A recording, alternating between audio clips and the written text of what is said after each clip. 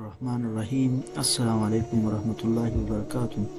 आज हम इस टॉपिक पर डिस्कशन करेंगे कि क्या हलाल वाक़ई इस्लाम में जायज़ है या ये एक गलत फहमी है जो माशरे में फैल चुकी है। तो सबसे पहले ये समझना ज़रूरी है कि जब कोई शौहर अपनी बीवी को 3 तलाक़ें दे देता है तो शरीयत के मुताबिक वो औरत उस पर हराम हो जाती है। अब सवाल ये पैदा होता है कि क्या वो दोबारा उसी शौहर से निकाह कर सकती है या नहीं।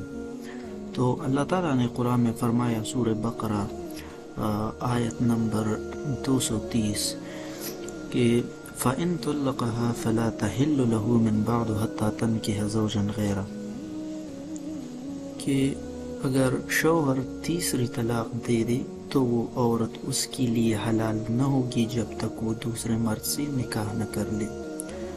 अब ये बात समझना बहुत ज़रूरी है कि कुरान ये नहीं कहता कि हलाला करवाया जाए, बल्कि एक कुदरती सूरत बयान कर रहा है कि औरत किसी भी दूसरी मर्द से हकीकी तौर पर निकाह करे, इज़दिवाजी ज़िंदगी गुजारे।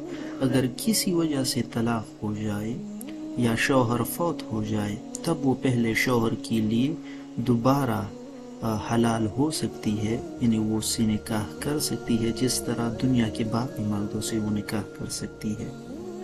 अब रसूलुल्लाह सल्लल्लाहु अलैहि वसल्लम की एक हदीस है कि अल्लाह ने हलाला करने वाले और जिसके लिए हलाला किया जाए दोनों पर लानत फरमाई है।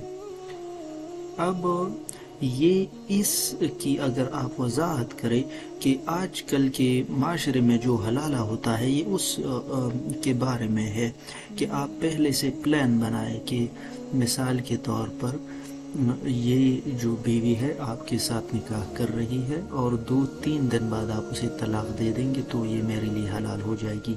ऐसी सूरत में अल्लाह के रसूल ने फरमाया कि अल्लाह दोनों पर लानत फरमा रहा है। अब ज़रा अगर आप कंपैरिजन करें कि जायज़ सूरत क्या है, नाजायज़ सूरत क्या है। जायज़ सूरत ये है कि हकीकी तौर पर आप निकाह करें बग़ैर किसी मनसूबाबंदी के। अगर 2 साल बाद, 3 साल बाद, 10 साल बाद, 20-30 साल बाद तलाक हो जाए या वो शौहर वफ़ात पा जाए तो ये औरत अब आज़ाद है।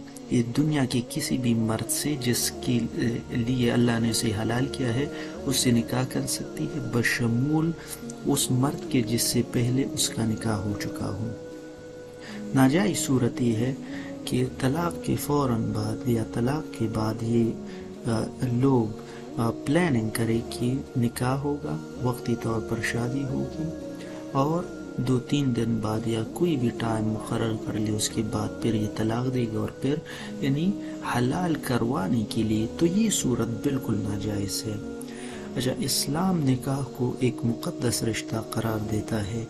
ज़रूरत इस बात की है कि तलाक देने से पहले इंसान 1000 बार सोचे कि ये मैं कदम उठा रहा हूँ, इस पर मुझे तो पछताना नहीं पड़ेगा। ये बार बार सोचना चाहिए। अच्छा, सोचने से पहले या देने से पहले इस्लामी तर्ज अमल के मुताबिक तलाक देना चाहिए। जो कुरान ने सूरत बताई है कि एक एक तलाक दे दो, इकट्ठी 3 न दिया करो। तो ये चंद चीज़ें हैं। उम्मीद है कि इससे आपको जो हलाला के मुतालिक गलत फहमी थी वो क्लियर हो चुकी होगी। इंशाअल्लाह अगली किसी वीडियो में फिर मुलाकात करेंगे। अपना बहुत सारा ख्याल रखिएगा। अल्लाह हाफ़िज़।